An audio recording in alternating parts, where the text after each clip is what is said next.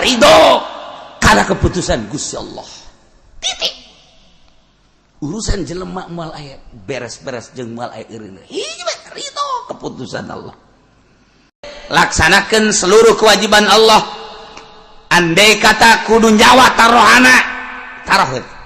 2, jauhan larangan Allah, paharaman Allah. Singkirkeun. 4, 3, sabar menghadapi nu teu dipake karesep. Naon nu dipake karesep? Sabaran. Urang embung sabar. Nomor kaopat berat deui bae nahan mu urang hayang. Ya Kangjeng Nabi Lut terus-terusan dakwahnya ka kaumna atatul fahisyata ma sabaqakum biha min ahadin minal alamin. Dulur kabehan coba pikir kumaraneh kabeh. Ja urang teu pernah didongeng-dongeng ku kolot urang baheula teh kudu resep ka bool mah. Kudu ngadumlingan bool mah coba ieu kalakuan teh teu bagus hiji. Agama Islam nyembah ka Allah ulah kapatu. 2, akhlak moral ulah boga kalakuan ngadumling. Innakum latatuna rijal syahwatan. Kunaon maneh make jeung ngalaksanakeun ka bool lalaki ieu karena syahwat aneh amat syahwat. Coba awewe atuh min dunin nisa teu daekeun ka awewe. Bal antum qaumun musrifun. Kunaon syahwat disalurkeun ka bool lalaki lain ka awewe iyalah bal antum qaumum musrifun aranjeun kabeh kaum anu ngaliwat wates lain kana halal kuari kana haram.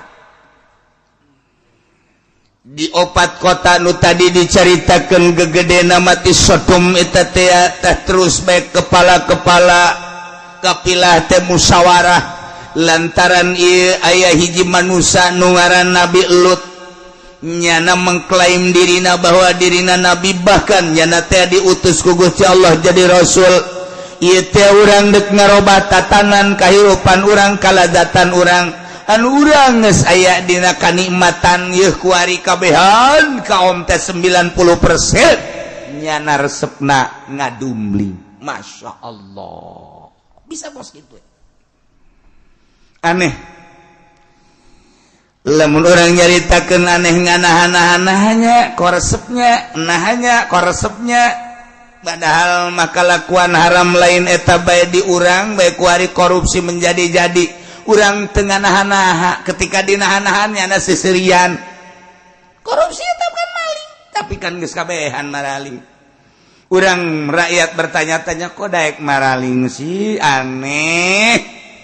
Nyana geus kangeunahan ketika diuk di dewan geus korupsi, ketika diuk di pemerintahan korupsi, ketika ku urang ditaliti geus teh sieun ka Gusti Allah nyana ngomong lagi aya KPK tahu aya KPK tahu nu dipake ka sieun teh KPK eta mah sarua jeung naik motor nu dipake ka sieun polisi.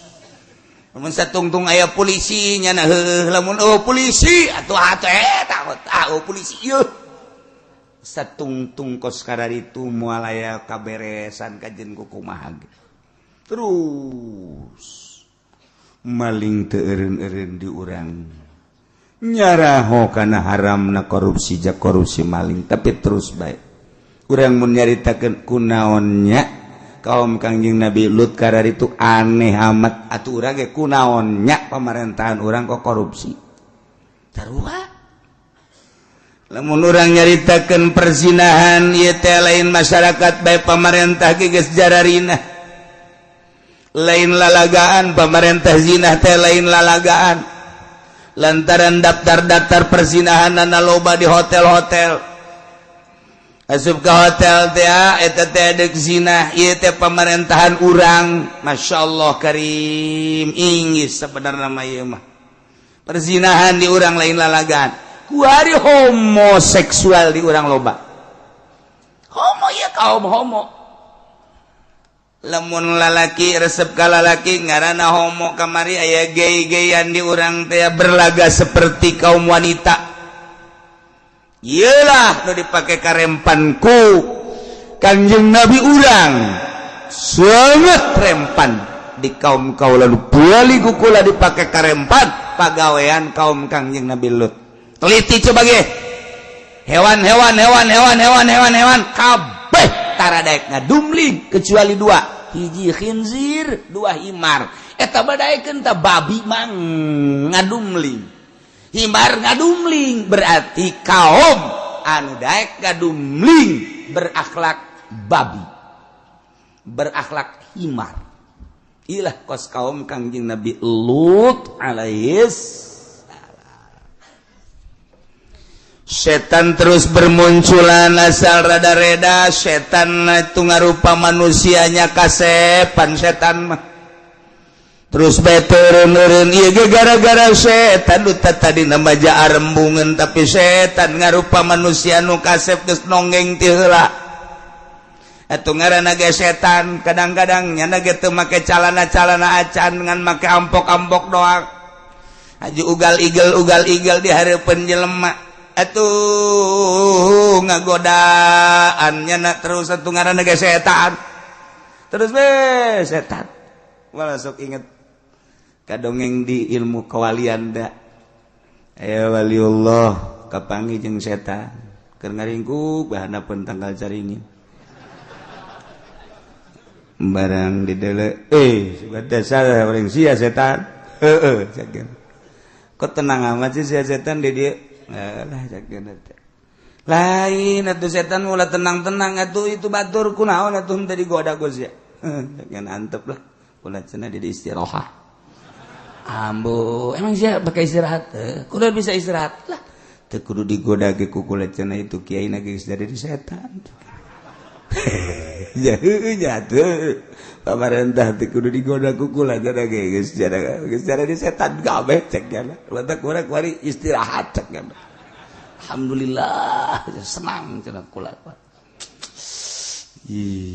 jauh orangna lantak geus atuh ayeuna teh kudu digoda udah sok digoda-goda cek jana bareng lamun inget kadinya tinggal ngaheukeun jaheuh berarti kuari istirahat setan di hadapan tanggal ceringin sebab sejen geus di setan menang saminggu wali kapangide jeung setan nu sejen tadina assalamualaikum waalaikum teu daek ngajawab jadi tukang waalaikum bareng di dieu pengen teu ngajawab setan sia orang sia keurang di dieu istirahat cek teh setan sih istirahat aya setan istirahat. Oh, wali banyak nyahoeun ka setan-setan. Pan musuh teh opat hiji dunya, dua makhluk, tilu nafsu, opat setan. Urang teh hiji titah ninggalkeun dunya, dua titah ninggalkeun makhluk hate, ulah aya ta'alluq, tilu nafsu ka opat setan. Jadi nyahoeun ya nama ka setan teh. Ya mun kapanggih jeung setan Imam Syafi'i kan pernah nojok setan. Tojok ku Imam Syafi'i, buta. Sembarangan sia tai ceurik setan ngahinging tadi teu mabuk sia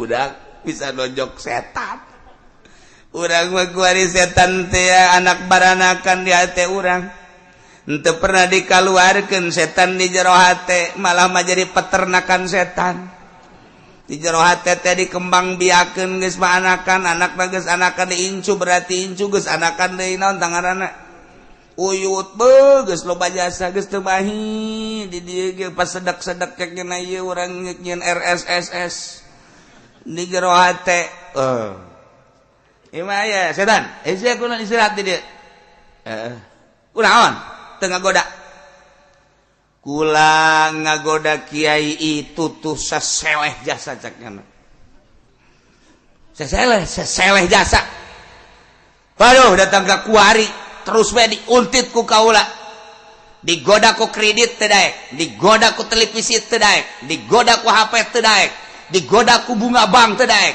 digoda ku macem-macem teu daek poh tak mah kiai pohara jasa kula datang ka seseleh nu mantap kula ieu keur ngalamun bae di handapeun tangkal beringin ceknya na ieu beusi dipanggil ku atasan kula kumaha sia ngagoda kiai eta sukses apa henteu kula keur istirahat lain sa istirahatna unggal poe ngagoda kiai eta teu bisa bingung kula cek Coba-coba minta solusi, tolong solusi segala naon. Ai kitu mah nu kiai nu lama bangsa keur magahan ngaji. Aju setan datang, adinya namu tenang-tenang wae ai mah gampang cek ieu mah lah, ku sekupi ge bisa ieu mah. Sekupi bisa.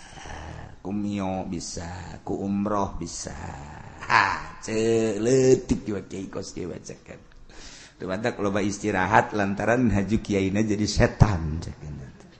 Pedagang mah komo geus leuwih ti heula tibatan kiai itu mah nya. Nyana nyalib jadi setan geus leuwih ti heula. Jemping nya. Beuh pohara, geus jare setan kabeh. Tah jadi setan istirahat lantaran geus teu kudu digoda. Ainu ieu mah kapangijing setan lantaran seseleh cenah tuh. Jadi setan ge sarua seseleh, panas. Lamun ngagoda kiai eta lamun nyana geus baca ayat kursi panas cekna teu kuat pula. Tapi lamun kiai anu ieu mah nyana maca ayat kursi ge magalah dipagahan ku setan lain kitu, ayat kursi da kurang paseh sia mah. Ku setan dipagahan. Jadi lamun dipencet jelema kasurupan dipencet lamun kudu bisaan mah kan kabur ta setan. Tapi lamun kudu teu bisaan mah pencet babacaan aing ge bisa bacaan kos kitu mah. Bismillahirrahmanirrahim la yadurru ma'asmi syai'un fil ardi wala fis samaa'i was samiul basir. Aing ge bisa. Mun teu kurang ulah sapencet-pencet tah izinkan dikitukeun ku setan. Ganti urang babacaan Bismillahirrahmanirrahim. Walau anna Qur'an surat bil jibal au qurtiya bil anza kullu ma bil mauta bal. Nah, sia. Aduh. Kalau anak Quran biji balau pencet deh. Aduh. Teka rasa. Sial dah setan. Teka rasa masuk ke pencet-pencet tak sih adek. Setan lebih hebat. Mentaknya setan teu sieun sebab naon babacaan urang nangan di tikoro doang teu datang ka golbu. Jin, mentak urang mah auzubillahi minasyaitonir rajim. Kuduna mah pan setan indit. Ya mah setan ngabaturan urang. Babaturan jeung urang, ta eta setan. Ieu di zaman Kangjeng Nabi Lut setan teh ngabatur jeung masyarakat, ngarupa setan ngarupa manusia. Lamun sepi pasaran setan nararonggeng. Ya Allah, ya Rabbi. Ketua-ketua kopilah teh ayeuna musyawarah di mana-mana ieu teh kumaha urusan Lut ngaganggu karena kestabilan jeung kalajatan kangeunahan hirup urang nu mantap timbul keputusan hasil musyawarah tina para ketua kopilah. Wa ma kana jawab qaumihi illa an qalu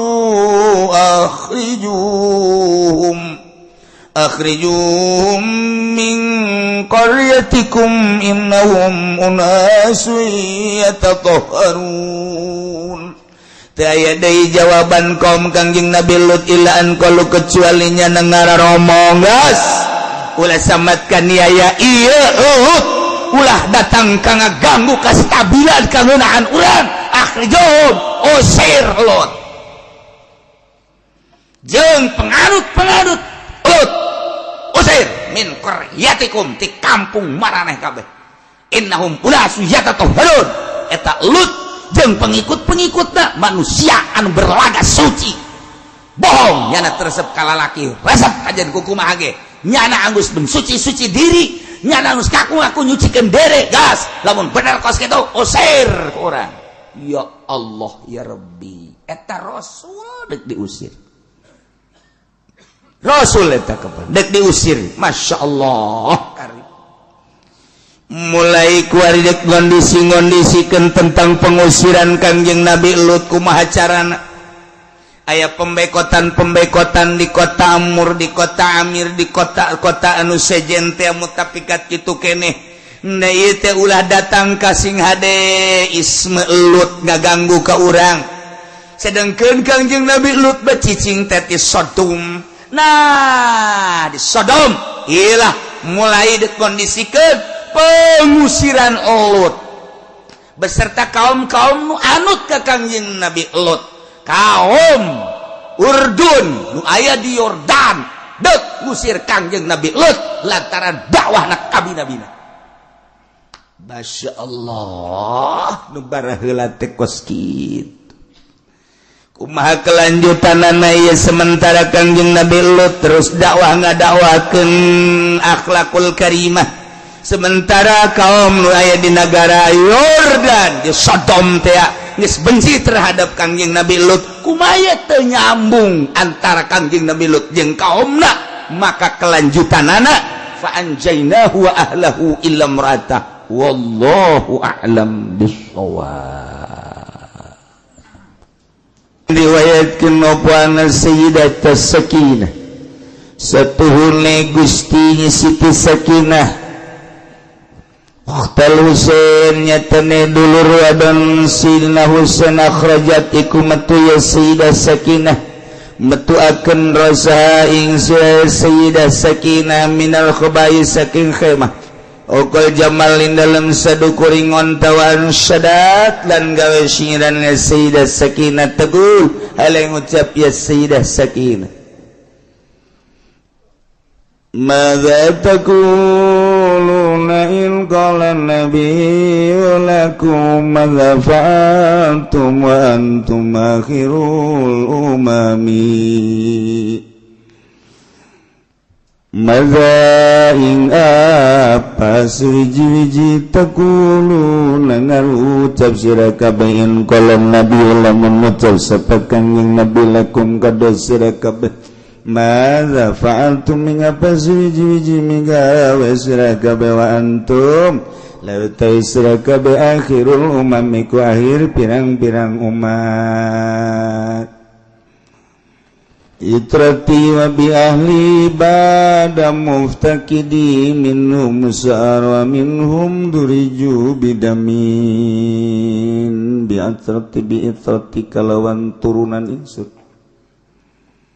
tababaun mudabbaun musdabilun fa'ilun mustafilun fa'ilun mustafilun fa'ilun mustafilun fa'ilun.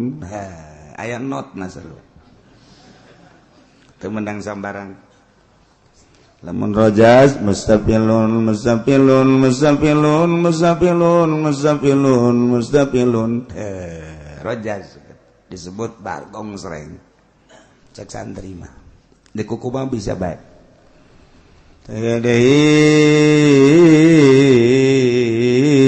bahar basit fa'ulun muzailun muzafilun fa'ilun muzafilun fa'ilun muzafilun fa'ilun muzafilun fa'ilun madza taquluna in qala nabiyyu lakum madza fa'altum wa antum akhirul umami bi'itrati wa bi ali badamu takidi minum musara wa min duriju bidamin makana hadza jazai in nasatul lakum tuglipuni bisuin bizawi rahimi. Aduh lamun awewe bisa kos kitu ngeunah paranti ngayun-ngayun salakin. Aduh enak bitati kalawan turunan insun nabi ahlilan kalawan ali insun dalam sawsede mubtakidi kesepen insun minum usara ikut tetap setengah saking itrati utawi dan tawan wa minhum duriju lan saking itrati duriju den lamokotan itrati bidamin kalawan getih makana zawarana apa iki iku jazai babalas ingsun nasahtu id waktune nasahtu nganasehatan ingsun lakum kada sira kabeh antuk lipuni saking entang ngagenteni sira kabeh ingsun bisuin kalawan ala bidawi rahimi ing dalam kanganduane baraya ingsun. Sayyidina Husain dibunuh, terjadilah Karbala. Gempar dunia, boga dulur ngaranna Sayyidah Sakinah. Anu dunia saat eta ngalengis cerik terutama Madinah, Mekah. Careurik kabeh. Sebab sirahna teh dipakai main bola. Di alung-alung nu manteu kuari jelema main bola teh akibat awal ngahinakeun ka Sayyidina Husain. Terus berkelanjutan kuari urang lamun leuleus sasakala main bola ti dinya nu manteu kuari nyeri rarasaan lamun urang leuleuh nu main bola. Kulantaran teu nyaho ka sasakalana tu kuari maja kiai ge peuting teh nongton main bola. Ustad mah komo ja kiai na ge nongton main bola, pedagang mah geus ti heula, pamarentah mah malah manyana mah duitan teh naon gara-garana? Naon? Tuh.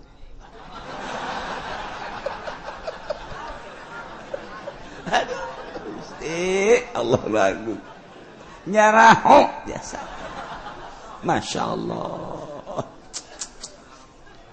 Ini kumaha lalakona coba yuk. Urang lamun nyaritakeun keistimewaan Syekh Abu Hasan Asyadzili. Syekh Abu Hasan Asyadzili teh nyana teh kapan boga guruna saha Imam Syekh Athaillah. Syai'illah teh guruna sa Imam Marusi As-Sekandari. Syekh Abu Hasan Asyadzili lahir teh panehanana mah di Maroko Maghribi. Nyana ngaguru, setelah ngaguru seakan-akan diperintah ku guru kita kanu nurut. Geus teh loba tuwar-tawarnya nama antar negara ku guruna teh. Mesir berangkat, geus ti Mesir Yordan berangkat, Yordan terus Maroko berangkat, balik deui kuari ka Palestina, balik deui ke Yordan, Mesir, terus baik dalam rangka usul ilallah, nyana hirup kumaha petunjuk guru. Setelah nyana dilepas ku guru amanat, guru ngan sakadar sakieu amanat. Hai Sadili, Sadil teh kampung Sadil, nyana titah cicing di kampung Sadil mantak Abu Hasan Asyadzili kampung tama cicing di dinya. Nu mantak cicing di dinya kunaon? Urang dinya teu nyahoeun ka pangeran, teu nyahoeun teu bisaeun ibadah nu bagus, teu nyahoeun katentreman jiwa, cicing di dinya didik mangga. Barang datang ke kampung Syadzil nyana hayang boga babaturan ahli Allah di mana ieu teh diteangan kiai-kiai ku nyana. Barang diteangan ieu kiai ahli ibadah tapi can pati ikhlas, kiai ibadah can ikhlas, kiai ibadah can pati ikhlas. Neangan nyana pibaturan nu ikhlas hayang babarengan pas aya di handapeun gunung sorangan bae. Oh iya. Iya hebat dia. Di samping eta cek cenah aing dik didinya ngaguru deui. Terus cenah ngabaturan ibadah ka Gusti Allah, doa. Sanggeusna doa sesuai jeung perintah guru kita ngembangkeun agama di kampung Syadzil, dakwah. Amanatna ti guruna sia opat jeung opat. Nu opat hiji cinta, hiji be Allah, ulah aya cinta salian Allah. Dua ridho keputusan Allah jeung aturan Allah, ulah neangan ridho makhluk manusia ulah. Tilu tapa tina dunia zuhudkeun, ulah aya sabakatul hiber acan di jero hate sia resep kana dunia. Opat tawakal tu Allah, tawakal ka Gusti Allah. cekal eta cicing di mana bae nu opat deui laksanakeun kewajiban Gusti Allah ira bae jauhan larangan Allah paharaman Allah nomor katilu sabar menghadapi nu teu dipake karesep nomor kaopat tahan nahan nu dipake karesep eta bae cicing di mana bae sakitu imam bahasan cinta ulah aya dua hiji Allah ulah cinta ka cing aja ieu mah penting geus kieu sorot seri sorangan nya kenclong kiai blon ya Allah ya Rabbi aya macem-macem kacinta di jero hati Abu Hasan hiji bae cinta Allah nomor kedua ridho karena keputusan Gusti Allah titik urusan jelema moal aya beres-beres jeung moal aya eureun hiji bae ridho keputusan Allah tilu anti dunia sabakatul hiber ge ulah aya di jero hate dunia fuhara Masya Allah kan urang mau ojol daek dakwah asal daek gebulidan asal daek mamaca asal berapa eta baeta nu dideuleuna teh eta bae asal ngariungkan nu sugih giat mun ngariungkan nu susah mah geus lieur hulu lah sales malah aduh Masya Allah gari itu nomor keopat tawakal pasrahkeun diri ka Gusti Allah ye kayak opat deui laksanakeun seluruh kewajiban Allah andai kata kudu nyawa tarohana tarohkeun dua jauhan larangan Allah paharaman Allah singkirkeun opat tilu sabar menghadapi nu teu dipake karesep naon nu dipake karesep sabaran urang embung sabar nomor kaopat berat deui bae nahan nu urang hayang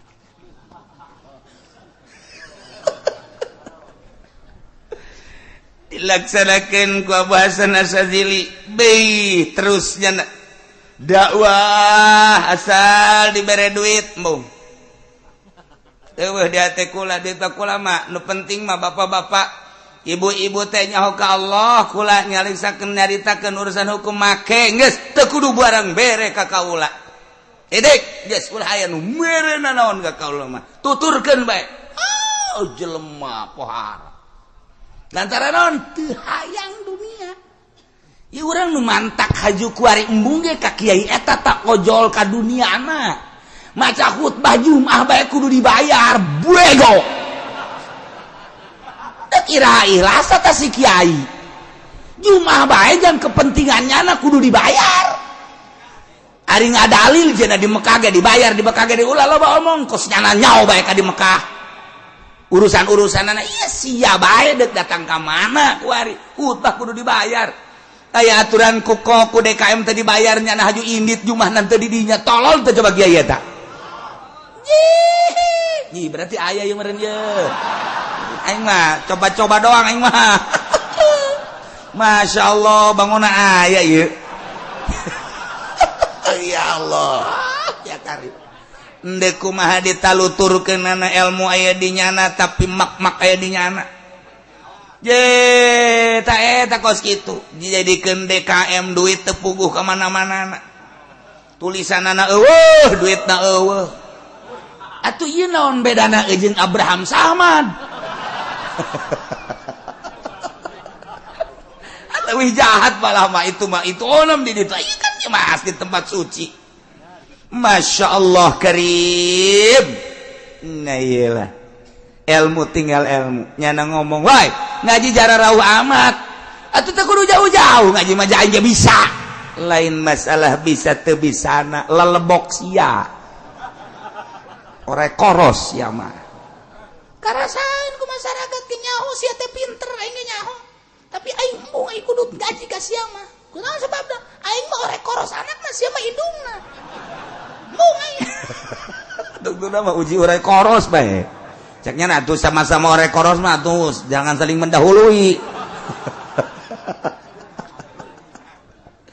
ndek iraha ikhlasna atuh ulah pas ini Mekah mah digaji ulah ieu mah urang bae perbaiki gah etah kuari mah ilmu mah lain eueuh aya jasa profesor ilmuna gede dokter andas aya ilmu di urang loba tapi embung masyarakat nu mantak embung ulah disarakeun masyarakatna nyana lelebokna tadi nama daek ngaji ka kiai eta barang kabelah dieuna osok naik sedan we terus diintip ku masyarakat ai kiai urang sok naik sedan we di mana oh renganan dijemput ku pacamat ka pendopo mulai masyarakat lah mun kitu mah nyana juga bagikeun ka urang hasil di pendopona cek gana daek ai kitu mah nyana doang mah tuh ngeunah di nyana teu ngeunah di urang mulai ngolembar aneh eta kos kitu sorangan aneh urang keur ngeunah-ngeunah ngaji ka kiai eta aju naek nyana ka panggung hidup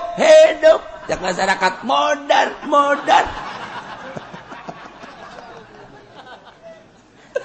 aja masyarakat embung aing embung aja ka nyana embung kunaon teu aing hate aing embung ulah disalahkeun masyarakat nyanana akhlakna kecenderungan hate nangis lain ka Allah tapi ke seseorang kasih eta boleh salah jangan ngomong bae disampaikan dulur atuh kadana nu jauh mah nu deket-deket atuh ngaji ye ka dieu ye kudu boga kaisin jelema mah teu ngaji mah sia de cek nya teh aya teu ngaji mangke dikanarakakeun di masyarakat ngomong nu ngaji ge can puguh teu ka sorga can puguh ka sorga nu ngajina ge nu bagahana bawa ka neraka endahan kitu masyarakat blow on ke masyarakat blow on masyarakat teu bisa teu ikhlas teu bisa bae teu ngeunaheun bae dituturkeun anak sakumaha supir tadi oleng bae balik sen eueuh hiji berangkat deui sen eueuh dua setir eueuh aye ya urang keur carita ieu Sina Husein dibunuh kemudian Sayyidah Sakinah di luhur onta make sekeduk kemah ngaranna nololkeun sirahna bari nyanyi mustafilun failun mustafilun failun mustafilun failun mustafilun failun eta notna madza taquluna in qala nabiyyu lakum madza fa'altum wa antum akhirul umami kumaha ucapan aranjeun kabeh lamun nabi ngomong ka aranjeun kabeh cek Kangjeng Nabi madza fa'altum naon pagawean aranjeun kabeh sementara anjeun teh jadi akhir umat Kangjeng Nabi kok dek ngabunuh incu kaula cek Kangjeng Nabi bi itrati wa bi ahli kuturunan kaula jeung ahli kaula bada muftakidin sabada teu aya kaula horenganan cek Kangjeng Nabi sabada eueuh kaula teh turunan kaula teh minum musaro aya nu ditawan wa minum duriju bidami aya anu dilamokotan ku getih eta teh incu kaula teh sarua jeung kaula maneh nganiaya ka incu kaula sarua jeung nganiaya ka kaula nawan incu kaula sarua jeung nawan kaula ngalamongkotan getih ka incu kaula sarua jeung ngalamongkotan kaula maka ada jazai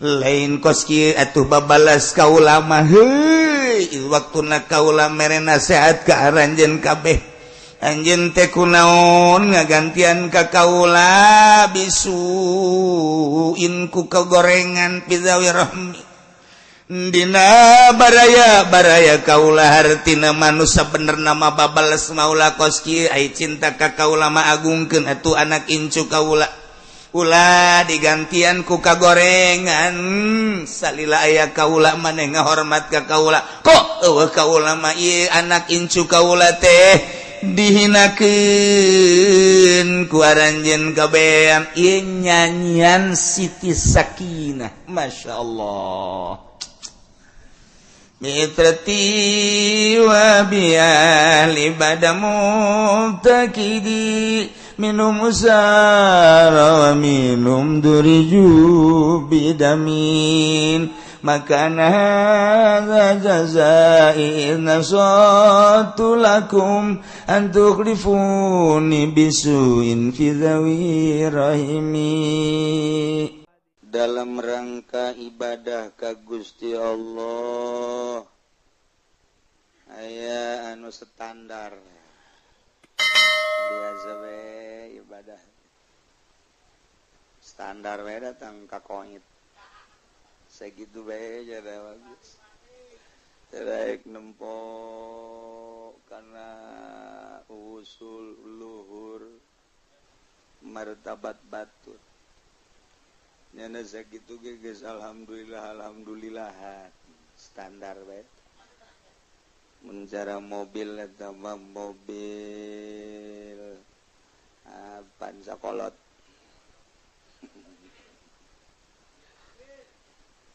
aya nu rada naek nyana ibadah teh neuleuh batur ngadenge sejarah ngadenge dongeng jeung carita kabita cobalah naik ngan sakadar hayang doang aya nu sanggeus ngadenge terus manehanana nyao coba-coba aing kuatan teh bejana cenah kiai mah ieu penting sok udang nyana ge udang ngan nonton bola bebeja mah kata tangga naudu aing keur penting tuh hes boh nurutan kiai oh itu es wiridan tah lain dulu nu ngagulkeun sanggeus coba-coba terus ibadah teu kuat turun aya nu langsung naik urang bae kenele jelema teh begitu ndeu ka Mekah mah masyaallah jeung tatangga rapi jeung dulu rapi minta doana deui jeung minta hampurana pohara jasa sedekahna ge pohara terus di Mekah na ge rajin balik di Mekah bae masyaallah teh nyahoeun tihang masjid teh nyahoeun mundur kan berarti tuh beda jeung ndeu ka Mekah mantes di Mekah jauh kamari ieu mah pohara jasa ibadah da masyaallah lain lalagaan nya ngaji nya teh nya ibadah deudeuhnya ka pamajikan masyaallah barang nyandung jadi beda menurun berarti atawa barang maot pamajikan anak ya Allah ajukan colah nyana teh aduh kana balik ngora deui biasa pacaran aku cinta padamu masyaallah dibawa di mobil biasa ngarendeng padahal geus kolot geus bau taneuh atuh biasa bae main rayuan deui eta nu teu kuat geus kolot ge ngarayu aduh eta mah cenah variasi hirup rayuan mah tapi emang beda eta ku rayuan mah baju jadi nyeripit bae samping rapih bae embung bae make nu kusut-kusut eta ngaranna hasil rayuan gombal pas kitu ieu carita ibadah ka Gusti Allah nu geus tarap-tarap bertoriokoh pan hari bersyariat mah hirup teh ibadah ka Allah kitu can fokus can fokus urang bersyariat doang mah ketika urang bertorikoh mulai memfokuskan eta teh lamun lulus wusul, lamun geus usul eta mah geus sangat fokus. Geus usul ka Allah mah geus teu selempang. Lantaran ibadah geus lain zahir, ibadah teh batin. Dina harti ibadah batin teh ya, nyana mah borokeun salat, di luar salat ge salat. Maknana kadeleuna hees padahal mah salat. Dibandingkan jeung nu salat di masjid ribuan rakaat datang ka dadas tarang. Eleh PKS mah. Bandingkeun jeung seseorang nu geus usul ka Allah kerek bae kerek. Eta luhuran keneh nu kerek. Teu gardian ngan jelema nyasi nu salat di masjid jeung nu kerek luhuran nu kerek. Tuh, kan teu nyaeun nya nama. Sebab nu kerek mah salila hudang nanyana inget bae ka Gusti Allah. Jadi hees aja bimakna salat, bimakna zikir. Ari ieu mah nu salat bae. Kapan ingetna ka karung? Salat mah salat, pan. Inget da teh bangsa ka motor, inget ka jabatan, inget ka sawah, inget ka macem-macem. Eta deureuh tah inget ka nu geus kitu, inget ka itil. Aduh, Gusti Allah. Barang bau kaingetkeun ka salat. Gusti pang belon-belon. Belonnya teh tah mangis. Belon tah mangis. Mun hayang nyaho jelema belon eta. Ye, ikir ka Allah, ieu mah inget ka dinya. Aduh, masyaallah. Nah. Al-maqbudatum an maratibir rijal. Anu diporosotkeun ku Gusti Allah mun cara naik tangkal kalapa mah ngagesleu. Beda jeung turun biasa, trek eta mah wajar. Ieu mah nyorosot. Ngagesleu bruk ka handap. Eta aya 3 pangkatna. Anu nyorosot tina pangkat rijal 3. Rijal mah jelema anu geus canggih, nu geus fokus ka Gusti Allah ngaranna rijal. Subhanul yaum rijalul god. Rijal teh eta teh ku sebab hebat disebut rijal. Jadi rijal teh eta seseorang anu geus usul ilallah, wali, rijal ngaranna. Jelema jago ilmu nahuna, rijal nahu. Jelema jago ilmu fikihna, rijal fikih. Jelema jago politikna, rijal politik. Jelema nu jago jasa ilmu perekonomina, rijal ekonomi. Jelema nu jago ibadahna, rijal dina ibadah wali. Nah ieu aya anu turun tina martabat rijal 3.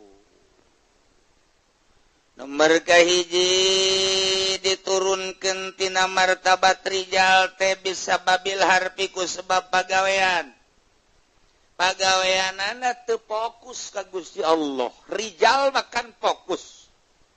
Urang lamun zikir fokus ka Gusti Allah bakal moal karasa. Urang salat fokus ka Gusti Allah bakal moal karasa. Sebab iman teh lain disungut tapi karasa. Urang malamun ditanya saha pangeran Allah, Allah teh kumaha sifatna nu wajib di Allah 20 nu mustahil Allah 20 lisan capetang. Anu ngarizkian urang saha Allah bisaan. Naon ayatna? Heuh, loba jasa ayatna mah geus teu dicaritakeun lah. Pokona mah eta mah Allah bae nu ngarizkian. Ha geus, ketika urang ngariung teu meunang berkat marah. Eta mah kudu dirantai teh jelema kos kitu. Dirantai eta mah jelema. Berarti kan nyana teh encan boga keyakinan. Ya, eta mah jelema handapna ge handapna deui. Jadi belah ditueun handap 2 kilo lah ti handap. Jadi handap jasa tah mah. Lamun urang dagang setelah dagang rugi, haju urang kitu nalangsa ku karugianana encan boga tauhid teh manungkos kitu. Emang nu nguntukeun jeung nu rugikeun nyana lain Allah. Emang bagianana poe eta sakitu bae. Kuduna apa begitu? Dagang rugi. Alhamdulillahirabbil alamin. Beres.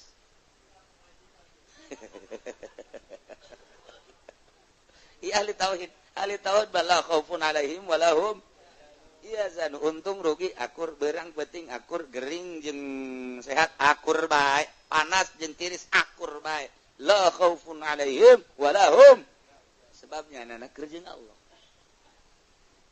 nah nu tadina bertoriko nu mantak si salah bertoriko ngasupkeun torekat na kieu ngomong nasya geus torekat ieu masih ngade lantaran di mana geus torekat engke kadituna dibere babari rezeki ku Gusti Allah. Jadi hubungan torekat jeung rezeki nah ieu kudu dibabuk ka kiaina. Mantak loba nu nyalakeun ge tah seseorang anu naon kitu ngaijazah-ijazahkeun torekat. Tukang tempe ijazah, tukang tahu ijazah, pejabat ijazah. Aju kitu ijazahna. Ngomong-ngomong dina muridna, euy, urang dagang lamun geus norekat sok maju karena dagang gara-gara guruna mere penerangan nu salah. Urang lamun norekat mah ieu jabatan ge naik salah. Eueuh hubungan torekat mah jeung dagang jeung jabatan jeung dunia eueuh. Justru dunia mah deuk ditinggalkeun ngaranna norekat. Sia lamun deuk norekat geus kuat tancan. Jitu insyaallah lain kuat tanaga. Ninggalkeun karesep dunia kuari mandek memfokuskeun ka Gusti Allah aya dina syariat mah ilmu politik ilmu perdagangan perekonomian dan lain sebagainya silakan tapi ketika urang norekat teu meunang lepas tina urusan kaduniaan hiji Allah talam lain masalah kuat lu tanagana kuat teh lain masalah kuat eta henteu ye ieu mah guru torekat tadi boloon jasa ngasupkeun torekat atuh ya sianya lamun torekat mah ke geura nyawa ge sebara ragus atuh naon hubunganna zikir jeung sawah kuduna ge guru torekat bagi mulai saat ieu lantaran geus asup di ranah thariqah fokuskeun ka Gusti Allah tinggalkeun dunia baik politik ekonomi budaya geus pokona mah eta mah sampah kabeh ge hiji we Allah kuat teh sia lain zikirna ngabilukeun hate memfokuskeun diri eta ngaranna thariqah kuari geus bisa mantep jasa kan lamun fokus mah mantep da naon mantep cara kareta mah terus bae anu ngahalangan katabrak nu ngahalanganana eta ngaranna norekat ari mah ieu lain norekat teh mampir heula di warung pojok ngopi di warung pojok mun cara leuleumpangan mah berangkat deui ke aya jahe mampir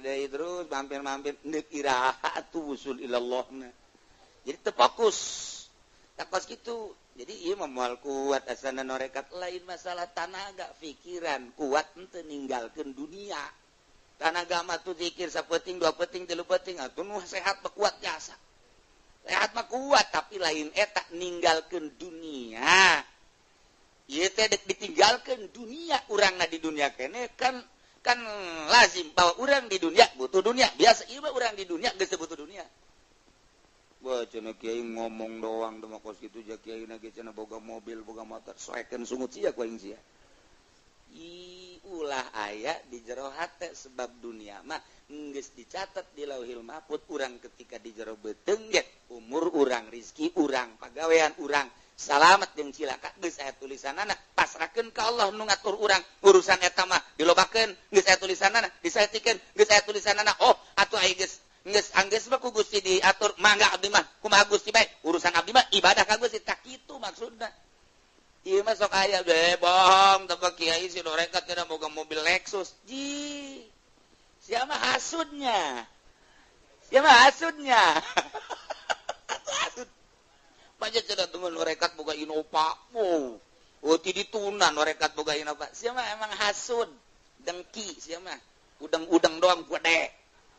Lain kitu tah urusan dunia tuh boga ge teh dimaksud Bapa mere Allah ngebariat atuh hambalayah loba nu kumaha. Sanajan urang ngamasunnya dagang teh politik teh susah mah susah bae. Je bae.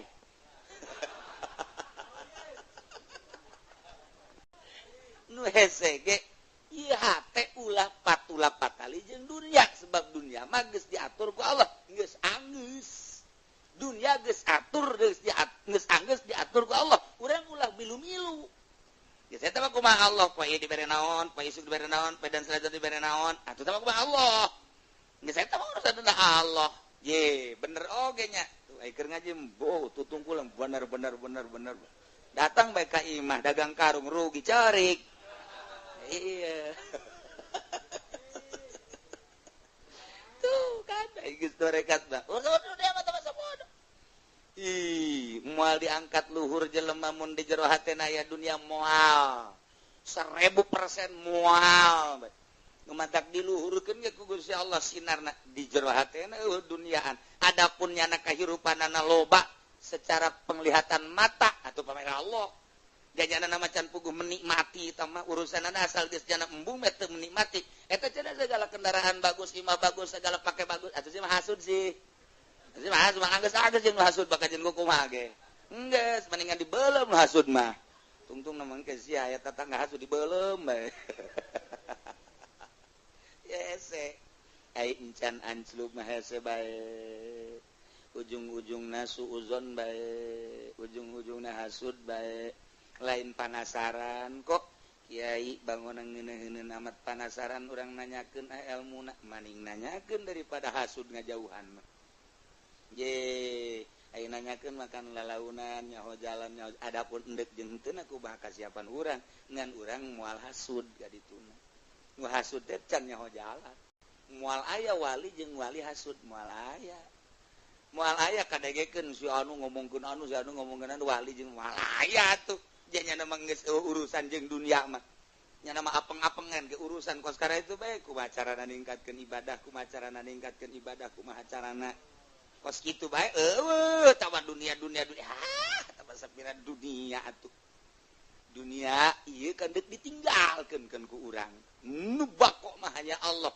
urang kuari mah nu fana menempuh nu bako nu fana menempuh nu fana mah tah wajar kula jenengan alhamdulillah kiai gua barang ngadengekeun surahan kiai ajo warung kula dijual lah geus mung patali jeung dunia oh bagus ya ajo kuari kumaha meuli deui kula warung anyar siapa tolol jadi berarti siapa pindah ti dunia ka dunia eta mangarana ti nu rusak ka nu rusak dengan beda doang jadi itu mah kurang laku nah nganu laku atuh leuwih jero tah mah adanya surahan kiai kula ngeunaheun jasa ajo mobil jual lah ku kula ajo kuari kumaha tuh meuli deui eta mah pindah ti dunia ka dunia neangan nu leuwih ngeunah beuki parah eta mah na ieu mah kudun bisa babil harpi jelema morosot tina pangkat rijal ku sebab pagawean kumaha emang huwa mayyabudullah ala harfin jelema ibadah ka Allah teh tujuanana hanya sekedar dunia boga pagaweanana pigorodin dunyawin au ukhrawin au tamin atau boga harapan-harapan tujuan dunia atau akhirat sarwa huwa al abdusu Z bangun aku hari banyak lantas bebek lah geus di ka Allah keun bae kuari mana naon ge ai dagang mah masih geus kumaha Allah bae sok nu dibaca naon sholawat munjiat ai penting ti kiai hayang naon maksudna cenah gari maca sholawat mangke dagangna dibere maju jadi dunia engkena loba sorangan eta maca sholawatna jahanam maca sholawat cek ahli thariqah mah jahanam urang lamun dina syariat mah masalah urang di makom syariat baca Quran maca ayat kursi maca sholawat maksudnya hayang dunia emang makomna di dinya sabodo tah mah emang diragukeun di syariat maka surgana ge diragukeun sebabnya nama pabelit jeung dunia tah ketika manehanana geus ibadah ka Gusti Allah fokus berthariqah kuari maca sholawatna hayang maju usaha kuari maca Qur'anna hayang maju usaha malah menta wiridan ka kiai pang ai ijazahkeun waqiah cekna surat waqiah coba kiai cenah golek ijazahkeun maksudna naon supaya lah babari dunia yeuh cekna tah eta padahal mah teu kudu make surat waqiah surat tanah sertifikat langsung sugih tah nah ieu bagus sebab pagaweannya nanunya limpang teu fokus aya harapan-harapan tentang dunia aya harapan tentang akhirat alabdusu ieu mah geus henteu sia zikir bae emang hayang naon teu hayang naon nya sugan hayang maju warung henteu sugan usaha henteu sugan sia urusan-urusan deui dunia mah hina ka magos kitu di hate aing cuil urusan dunia maksudnya sih zikir bae kunaon aing mah sayang ka sorga nu sabenerna mah masih keneh ragu asup ka sorgaan can aya naonan teh mah hirup ai sorga teh kapan makhluk Allah. Nangieun Allah sorga mah di jerona aya kanikmatan jeung aya widadari kunaon dipake ka hayang.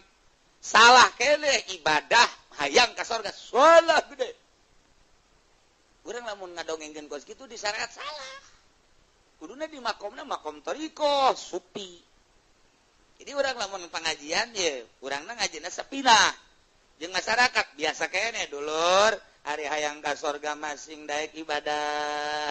Geus ibadah urang diniatan hayang ka sorga, masalah.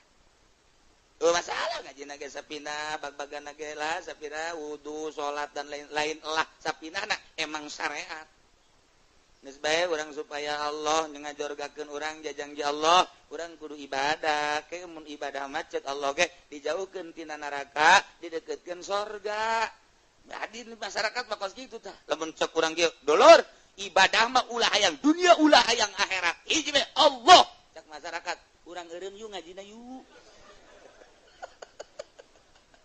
Asana cek cenah mun teu kaharti urang mah ieu pancen tita ka sorga, tita dipenta. Pancen ulah hayang-hayang acan, atuh siana nyampekeun salah. Di ai kieu syariat bae. Artina nyurahna lamun keur syariat bae. Aju mun nyerahkeun thariqah kudu nyanana geus boga rasa di thariqah. Kakarak jelema bisa ngadengekeun jeung bisa nuturkeun. Andai kata Kiai Golkar nyarek katakeun torekat, asana nonggeng jelema kabeh. Kiai di Golkar nyaritakeun po ibadah ka Gusti Allah. Waduh sing gede ulah ngadeukeutan pemerintah jeung pamerena. Nonggeng kabeh. Itu tutah dengekeun Gusti ya. Moal didengekeun Kiai Golkar mah kajen kumaha ge 1000% moal sebab nyanana keur gupak di dinya. Bisa ngadengekeun sote kiai da nu geus kaluar tina dunia urang hayang ngadengekeun lalakon nyana. Coba pengalaman nyana urang mah pinu ku dunia. Cik coba ngadengekeun lalakon nyana nu geus kaluar di dunia. Tina dunia kurang didengekeun oh kos gitu. Coba kiai anu masih bener bergelut di dunia nyaritakeun titah ninggalkeun dunia. Buku eta aju morosotkeun sempak bae. Nonggeng, sia kunaon nonggeng? Entah, ngadengekeun bujur lain ceuli aing. Kitu pasti. Ki Golkar, ki partai, ki organisasi mal bisa. Kajen kumaha ge moal didengekeun geus teu ngeunaheun. Pan itu rekat mah titah ninggalkeun dunia sing hade. Ai kiai eta meuli mobil tiba mah pamere teh ngomong si Akbar Tanjung. Jadi kiai eta mah kadijana atuh lain teu maksud ieu mah ngan nyana mere atuh ieu mah hadza min fadli rabbi. Bodoh Kipu Doli aya ceramah pohara jasa giliran bete di ongkosan 3 juta ku bupati embung ka ditu euy. Teu beres. Haji Pendi ge ka penopongan sakali. Salah janji cenah 3 juta ngan dibere 300. Terus yang mal ka ditu deui ngamuknya nanti ka ditu deui datang ka kuari. Kurang emang atuh teu diondang ongkoh. Aduh ya Allah. Jadi geus ulah hayang-hayang harapan-harapan dunia ina, ulah hayang harapan akhirat.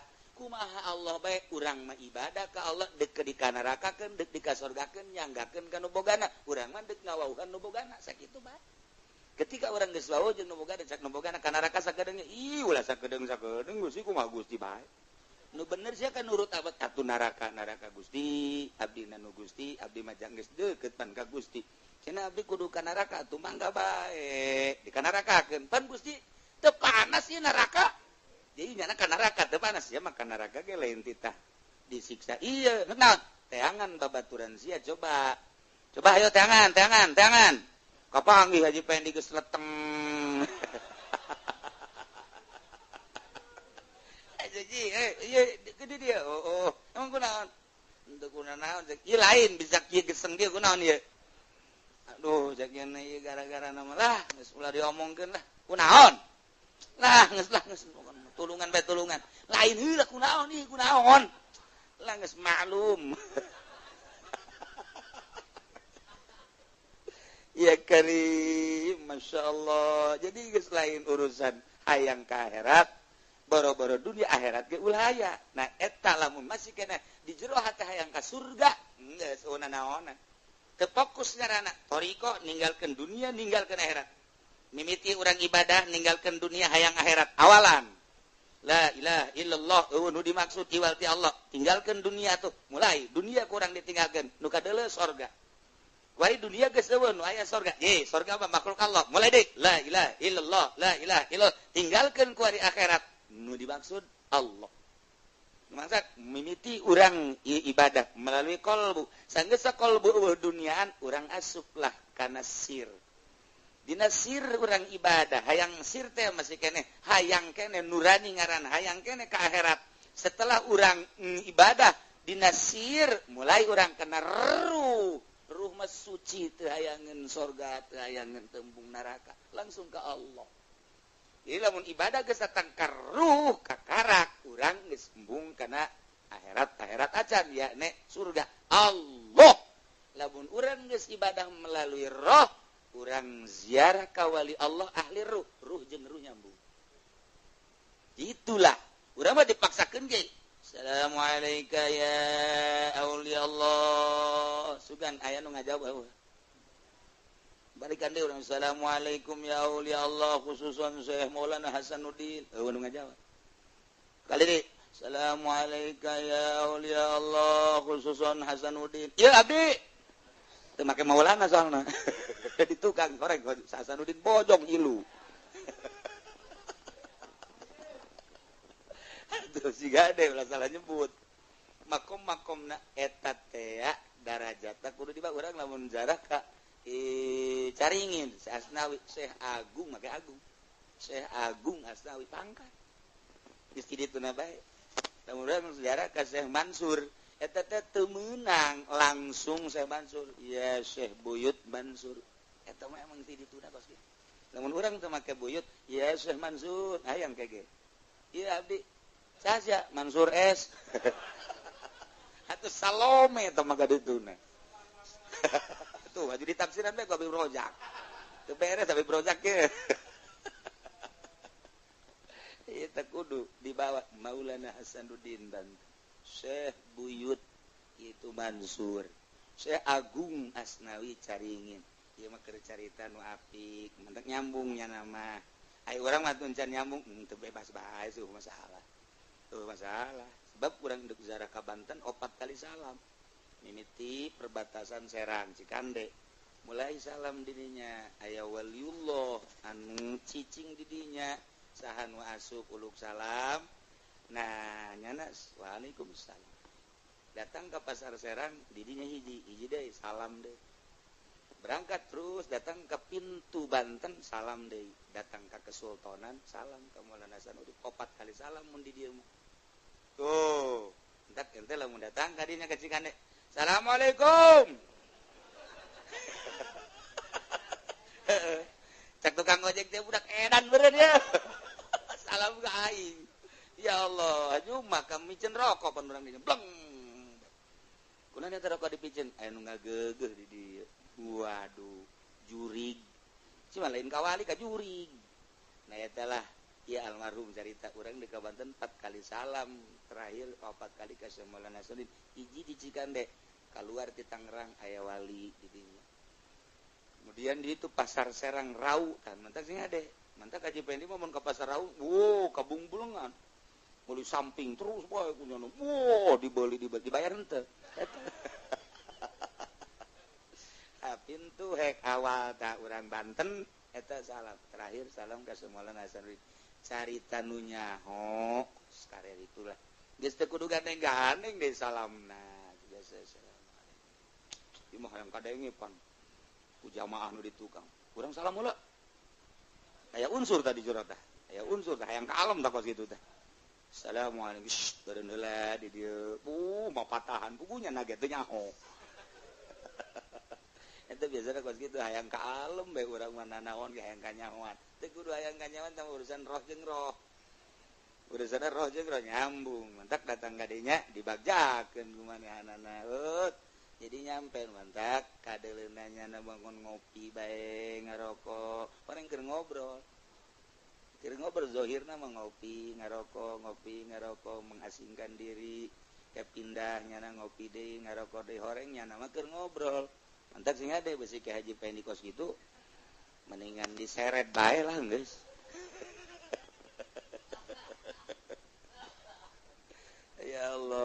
ya jadi kuari tujuan dunia maca sholawat hayang warung maju maca waqiah hayang warung maju usaha maju teh aya atawa urusan anak kekebalan ieu nu mantak dibaca bae supaya teu teurak ditembak ya ieu nu mantak dibaca bae ieu mah ieu bol naon karang-karana zikir ieu bisa ngemat bisa jadi naon karang-karana itu bisa jadi kehadiran teh naon karang-karana bisa ngemat jadi hadir zikir kene 100.000 kurang dibaca sapenting la ilaha illallah la ilaha illallah la ilaha illallah boga maksud ngemat pencak langsung datang set ya Allah ya Rabbi karobahna gitu zikir ka Gusti kalawan daya Gusti jeung kekuatan Gusti abdi nyuhunkeun pencaci karet wah haju masang bae wong seong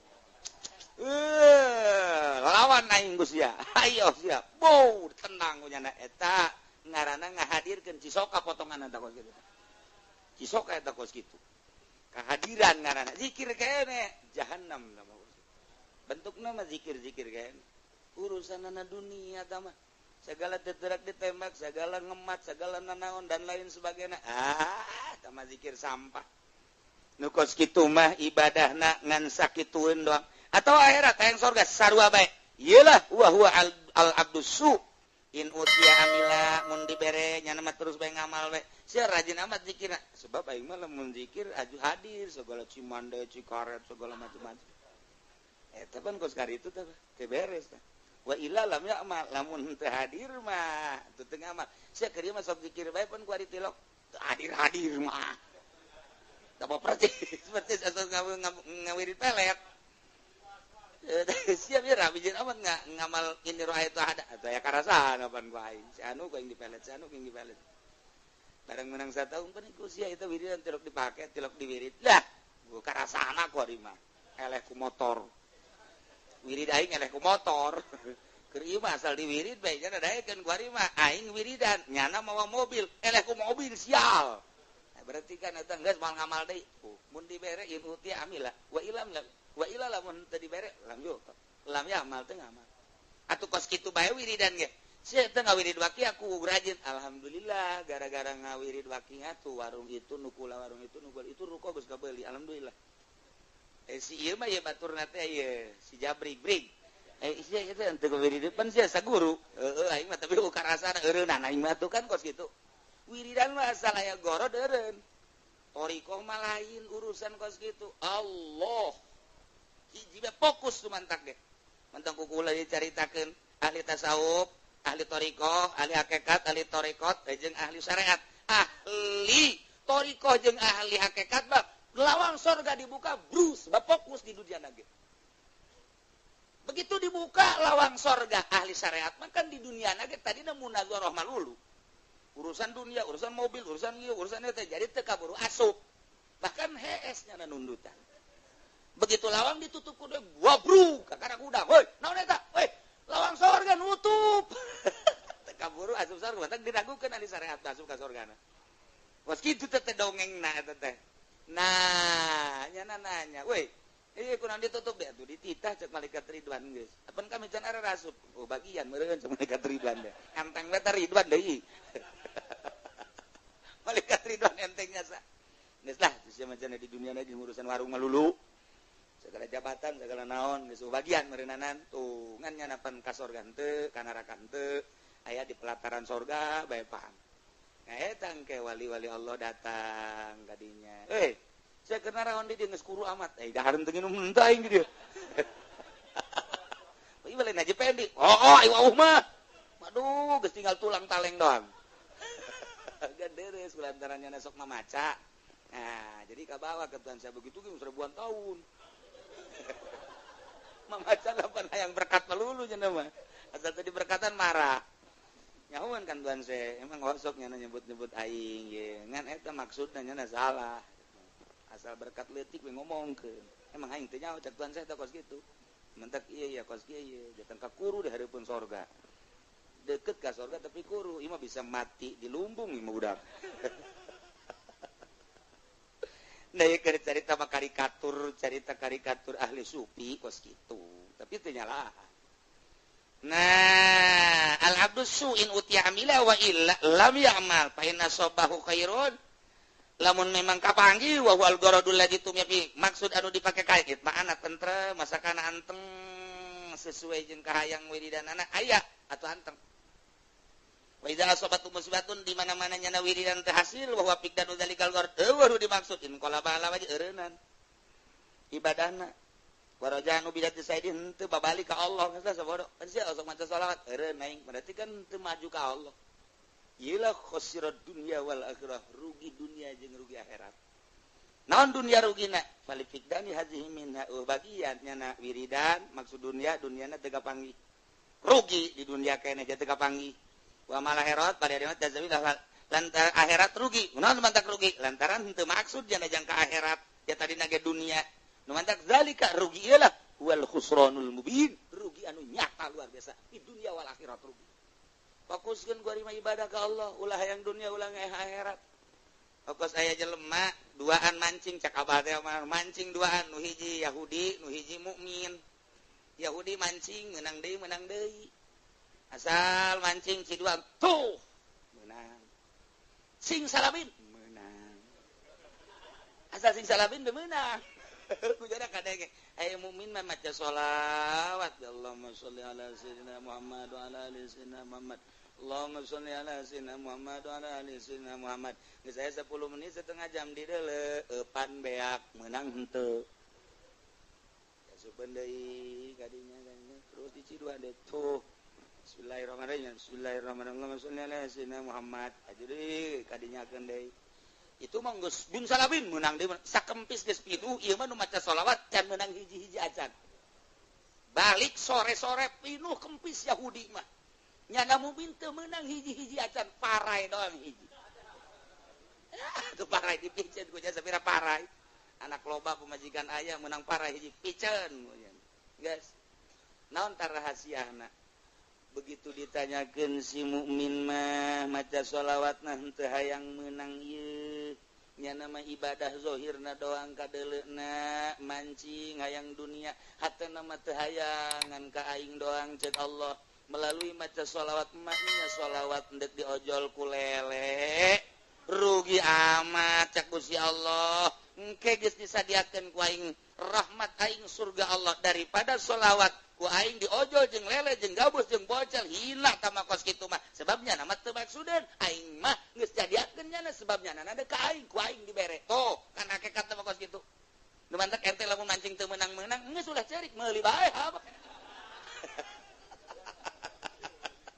eta carita jelema nu ibadah ka Allah doang teu meunang-meunang maca shalawat atuh babarieun ya Allah mandek ngameunangkeun nyana ja upana mah eta keneh ya udah akan dek dimenangkeun mah tapi kan ku Allah diulahkeun ulah rahasiana naon maknya shalawat ojol jeung lele maknya shalawat ojol jeung boncel ulah nya mah geus disadiakeun widadari mandingan widadari apa mandingan boncel ye cak abi brojaknya boncelnya widadari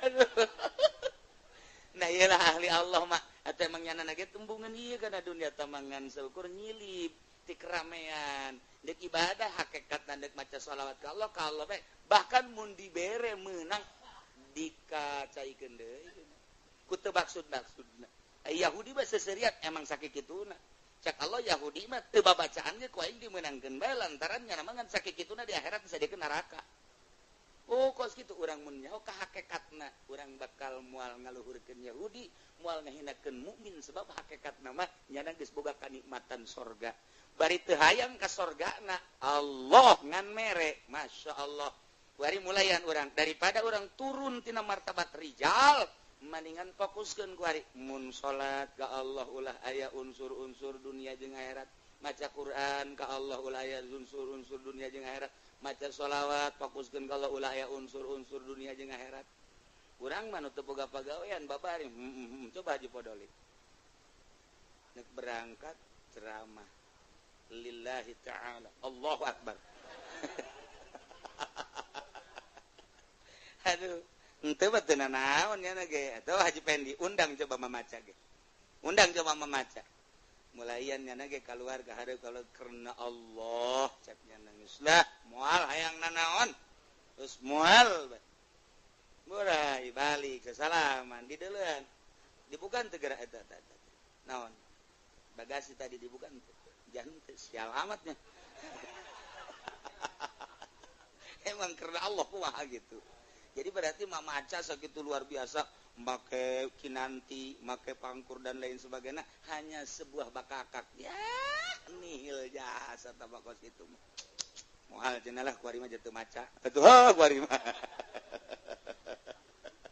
nomor kedua wa maqudun bil idhofah wallah